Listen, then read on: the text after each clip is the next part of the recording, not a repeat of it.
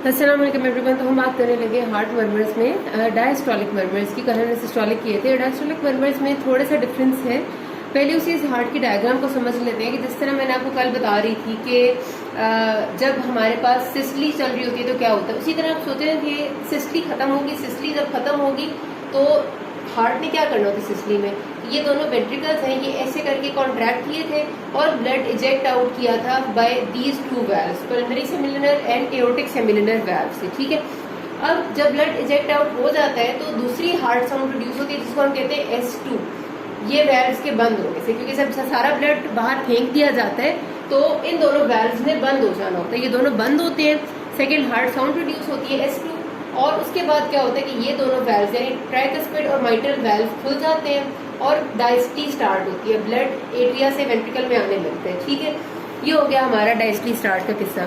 अब खुद सोचें कि अगर मेरे पास हो ये कि ये वाले जो दोनों वैल्व्स है, पहले ये एओर्टिक और पल्मोनरी और एओर्टिक वैल्व, इनने सिस्टली के एंड पे पूरा बंद हो जाना था ताकि दोबारा से ब्लड वेंट्रिकल्स में फिल हो सके।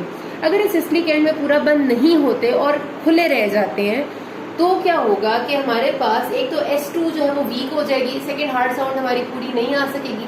दूसरा ये होगा इनके पूरा ना बंद होने से कि डायस्टली के टाइम, मतलब डायस्टली तो स्टार्ट हो जाएगी अगर सपोज ये जो एओर्टिक वैल्व है ये पूरा नहीं बंद होता और थोड़ा सा ऐसे इसका मुंह खुला रह जाता है, सिस्टली खत्म हो गई, मुंह इसका खुला रह गया, तो क्या होगा कि ब्लड पीछे वाला इधर से ये वाल्व्स खुल जाएंगे और नीचे आने लग जाएगा अपने नॉर्मल तरीके से। लेकिन जो ब्लड वेंट्रिकल ने बाहर भेजा था बड़े जोर से, वो ब्लड पीछे वापस आना शुरू कर देगा, क्योंकि वेंट्रिकल ने बड़ा पुश किया था उस ब्लड को बाहर फेंकने के लिए और फेंकने के बाद रास्ते को बंद करना था। लेकिन रास्ता बंद नहीं होगा तो वो ब्लड बैक फ्लो करना शुरू कर देगा और बैक फ्लो करेगा तो वापस दोबारा से उसी वेंट्रिकल में आने लग जाएगा। ठीक है, अगर ये रास्ता बंद नहीं होगा तो ये काम किस टाइम पे हो रहा होगा, जिस टाइम सिस्टली खत्म हो चुकी है और डायस्टली शुरू होगी है। इस सूरत में क्या होगा, वेंट्रिकल्स पे प्रेशर पड़ जाएगा, क्योंकि वेंट्रिकल्स एक तो ब्लड अपना नॉर्मल रिसीव कर रहे हैं यहाँ से एट्रिया से, जो कि उनको डायस्टली के लिए चाहिए। दूसरा ये कि ये दरवाजा ना बंद होने की वजह से सिस्टली वाला ब्लड भी पीछे वापस आ रहा है, तो वेंट्रिकल्स पे बेचारों पे बोझ बहुत पड़ जाएगा। तो ये वाला जो मरमर है, यानी ये जो एक्स्ट्रा साउंड है, इस वाली तरह से इन दोनों वैल्व्स का पूरे ना बंद होने की वजह से जो साउंड हमें सुनाई देगी वो डायस्टली के टाइम पे सुनाई देगी। जब पीछे से ब्लड नॉर्मल आ रहा है और आगे वाला ब्लड भी पीछे आ रहा है, हमें एक्स्ट्रा साउंड सुनाई देगी। ठीक है, इसको हम कहते हैं जी एओर्टिक रीगर्जिटेशन का मरमर। तो इसका मतलब है कि एओर्टिक या पल्मोनरी रीगर्जिटेशन के जो मर्मर्स हैं, रीगर्जिटेशन का मतलब जो वापस ब्लड आने के मर्मर्स हैं वो हमें डायस्टली में सुनाई देंगे। इसी तरह डायस्टली में एक्टिव ब्लड आना है ट्राइकस्पिड और माइट्रल वैल्व्स में से।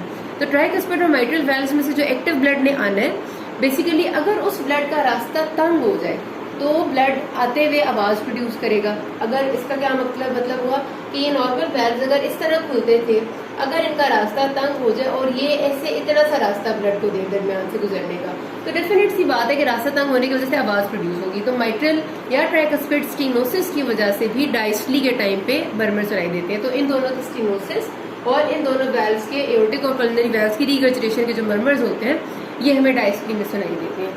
अब जरा सा डिटेल में करते हैं। एओर्टिक रीगर्जिटेशन का मरमर बहुत इंपॉर्टेंट है, ये बहुत ज्यादा आता है। उसकी वजह ये है कि इसकी कुछ कैरेक्टरिस्टिक पेरिफेरल साइंस है जो आपसे बहुत ज्यादा पूछे जाते हैं और उनको बताने वाले को अच्छे नंबर भी दिए जाते हैं। उसकी रीजन भी हम जरा से डिस्कस करेंगे कि वो जो पिस्टल शॉर्ट फेमरल है और जिसको कहते हैं हम वाइट पल्स प्रेशर, वो सब कुछ होता क्यों है। मैंने आपको रीजन तो समझा दी। एओर्टिक रीगर्जिटेशन क्या होता है कि सिस्टली जब होनी थी, यानी वेंट्रिकल से कॉन्ट्रैक्ट करना था और ब्लड को आगे भेजना था, उसके बाद एओर्टिक वैल्व ने पूरा बंद हो जाना था। Due to some reason aortic valve खराब है और एओर्टिक वैल्व सिस्टली के एंड होने पे ऐसे करके बंद नहीं हुआ, बल्कि रास्ता साफ करके दोबारा से बनाते हैं सारा। ठीक है, ऐसे करके बंद नहीं हुआ, बल्कि ब्लड सारा बाहर फेंकने के बाद बड़े जोर से फेंका और थोड़ा सा वैल्व खुला रह गया। अभी जब थोड़ा सा वैल्व खुला रह गया दरमियान में से, तो जिसने ब्लड बहुत जोर से बाहर फेंका था वो ब्लड फौरी तौर पे वापस आने लग गया, क्योंकि वो ब्लड बड़े प्रेशर से बाहर गया था। अभी वो पूरा बाहर नहीं गया था, रास्ता तो बंद ही नहीं, वो ब्लड वापस आने लग गया। मरमर सुनाई दे दिया हमें एओर्टिक रीगर्जिटेशन का। ये ब्लड कब वापस आते हैं, जैसे ही सिस्टली खत्म होती है और डायस्टली शुरू होती है। इस वजह से ये मरमर हमें सुनाई देता है अर्ली डायस्टली के टाइम पे। अर्ली डायस्टोलिक मरमर होता है, बिल्कुल जैसे ही डायस्टली शुरू होगी, सिस्टली खत्म होगी, ब्लड बैक फ्लो आने लग जाएगा।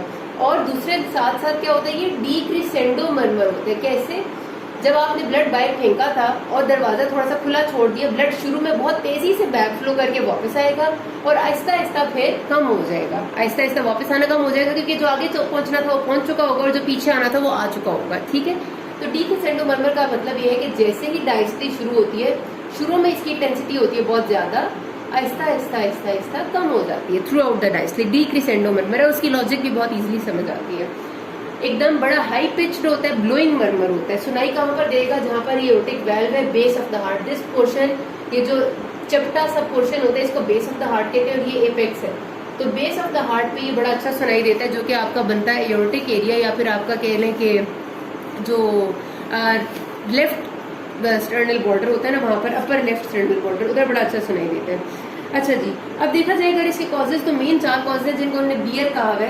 सबसे पहला कि एओर्टिक वाल्व के कस्प्स ठीक नहीं है, बाइकस्पिड है वो। ठीक है, तो मतलब ये कि वो पूरा बंद नहीं हो सकेगा।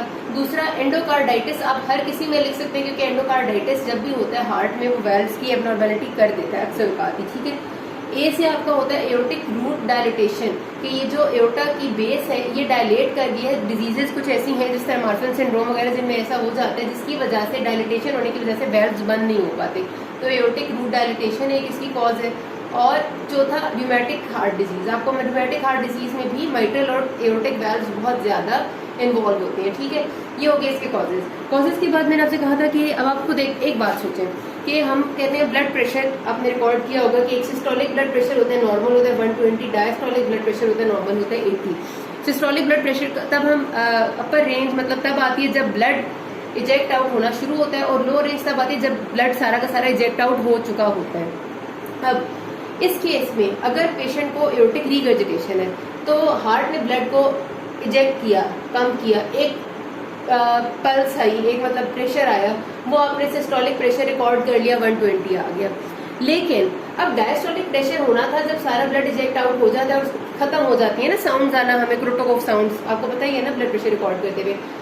तो क्या होगा ऐसे एओर्टिक रीगर्जिटेशन के लोगों में, क्योंकि जब सिस्टी खत्म होती है तो ये रास्ता बंद नहीं होता, ब्लड वापस बैक फ्लो करने लग जाता है, तो बहुत देर से आहिस्ता आहिस्ता करके सिस्टोलिक वो जो साउंड्स आ रही होती है ना हमें क्रोटोकोफ साउंड, तो बहुत देर से खत्म होती है, क्योंकि ब्लड बैक फ्लो कर रहा है और पूरी डायस्ट्री शुरू होने का एक प्रॉपर उस तरह से मौका ही नहीं आ रहा कि हम कहें कि एक टाइम आएगा जब बिल्कुल 80 पे आकर आपका वो क्रोटोकोफ साउंड्स खत्म हो जाए। क्रोटोकोफ साउंड्स बहुत नीचे आके खत्म होती है, कई बार 50 पे, कई बार 40 पे, तो बीपी आता है आपका 120/50, 120/40। इस ऐसे बीपी का मतलब क्या होता है कि आपका जो पल्स प्रेशर है, पल्स प्रेशर का मतलब होता है कि systolic blood pressure minus diastolic blood pressure, ये बहुत ज्यादा हो गया। नॉर्मली 120 माइनस 80 करें तो आपका आता है 40। ठीक है जी, ये नॉर्मल पल्स प्रेशर है। लेकिन 120 माइनस 50 करें तो आपका क्या आ जाता है जी? 50 से 70 आता है, पल्स प्रेशर हो गया ज्यादा। ठीक है, तो वाइड पल्स प्रेशर हो जाता है एओर्टिक रीगर्जिटेशन में, क्योंकि डायस्ट्री जिस तरह हो रही थी, ये वाल्व बंद हो जाता था, उसके बाद सारा ब्लड अपनी जगह पहुंच जाता था, वो नहीं हो रहा, ब्लड बैक फ्लो कर रहा है, तो डायस्ट्री देर से खत्म, मतलब वो जो कह सकते हैं हम कि प्रॉपर ब्लड एम्प्टिंग वो देर से हो रही है, जिसकी वजह से पल्स प्रेशर बहुत ज्यादा हो जाता है। दूसरा क्या रीजन होता है कि शुरू में जब हार्ट ने इजेक्ट किया था तो बड़ी तेजी से एक दफा इजेक्ट हुआ था ब्लड, और उसके बाद फौरन से वापस भी चला गया, मतलब एक दफा देखे ना, ये सारा का सारा ब्लड वेंट्रिकल्स में था, इनने ऐसे कॉन्ट्रैक्ट किया, बहुत तेजी से ब्लड बाहर फेंका और बहुत तेजी से वापस भी आ गया कुछ। तो ऐसे में जब पल्स आप फील करते हैं ना, उसे बाउंडिंग पल्स कहते हैं, यानी कि ऐसे लग रहा होता है धड़के मार मार के आ रही। क्यों? क्योंकि उस तेजी वाले प्रेशर से पल्स एक आती है और थोड़ी सी मतलब वो जो एक नॉर्मल टोन ऑफ पल्स है ना वो मेंटेन नहीं रहती, क्योंकि फौरन ही ब्लड वापस भी चला गया, तो बाउंडिंग सी पल्स होती है। इसीलिए जो फेमरल आप पल्स देखते हैं ना, उसको कहते हैं पिस्टल शॉट फेमरल।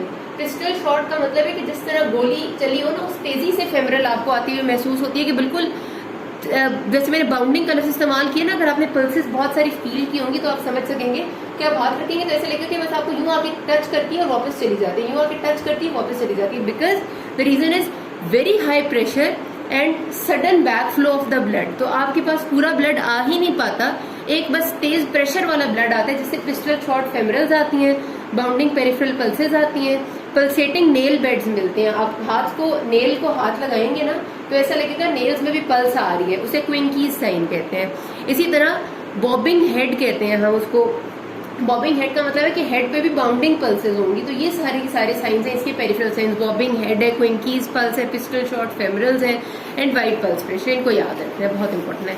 इसमें मैंने काफी टाइम लगा दिया। अब माइट्रल स्टेनोसिस छोटा सा है कि रास्ता पीछे वाला तंग है, माइट्रल स्टेनोसिस है, जिसकी वजह से जब डायस्टली में ब्लड आना शुरू होगा तो रास्ते में आवाज आएगी और ओपनिंग स्नैप एक सुनाई देगी। ओपनिंग स्नैप का मतलब है कि जब माइट्रल वाल्व खुलेगा तो पूरा खुल नहीं पाएगा और उसी वक्त एक छोटी सी हमें आवाज आएगी ओपनिंग स्नैप, और उसके बाद आपकी मुस्तकिल आवाज आती रहेगी थ्रू आउट द डायस्टली, क्योंकि रास्ता तंग है। और सबसे कॉमनली ये रूमेटिक फीवर में होता है, ये याद रखना। एमसीक्यू होता है कि most common sequel of rheumatic fever mitral stenosis होता है, मोस्ट कॉमन। ठीक है, ये हो गया हमारे पास। उसके अलावा भी हैं और रीजन, जिस तरह लेफ्ट एट्रियल डायलिटेशन हो जाती है इसकी वजह से, क्योंकि ब्लड जो है वो पीछे कनेक्ट होता रहता है, उसके आहिस्ता आहिस्ता पीछे से पल्मनरी सर्कुलेशन खराब हो जाती है एंड वगैरह वगैरह। ठीक है, आखिरी जो है वो पेटेंट डक्टस आर्टेरियोसिस है। डक्टस आर्टेरियोसिस क्या था जी? पल्मनरी जो हमारे पास यहाँ पर वेन होती है और इधर से एओर्टा, इन दोनों के दरमियान में एक रास्ता बनाया हुआ होता है अल्लाह ताला ने ड्यूरिंग द इंट्रायूट्राइन लाइफ। इसको डक्टस आर्टेरियोसिस कहते हैं। अगर ये पेटेंट रहेगा, जिस तरह कंजेनिटल रुबेला हो जाए ना, अगर बच्चे को नियोनेटल इंट्रायूट्राइन लाइफ में अगर मदर को रुबेला हो जाए और बच्चे को चला जाए तो कंजेनिटल रुबेला सिंड्रोम होता है। उसमें अक्सर ये होता है कि डक्टस आर्टेरियोसिस बंद नहीं होता, पेटेंट रहता है। पेटेंट रहेगा तो मुस्तकिल ब्लड इधर से इधर जाता रहेगा, पल्मनरी आर्टरी से एओर्टा में, एओर्टा से पल्मनरी आर्टरी में। इधर प्रेशर ज्यादा, इधर कम है, मुस्तकिल आता रहेगा आता रहेगा आता रहेगा। ये जो मुस्तकिल ब्लड आता रहता है ना, इसकी वजह से एक मुस्तकिल मरमर सुनाई देता है, उसे मशीनरी मरमर कहते हैं। सिस्टली डायस्टली का इससे कोई ताल्लुक ही नहीं होता, ये मुस्तकिल रहता है, मशीनरी मरमर होता है। और इसके यही सर्जिकल करेक्शन इसकी वो होती है, फाइनल थिंग। ठीक है जी, यहाँ पर बात खत्म करते हैं। तो किसी को मसला हो कि ना आस्क मी। Thank you.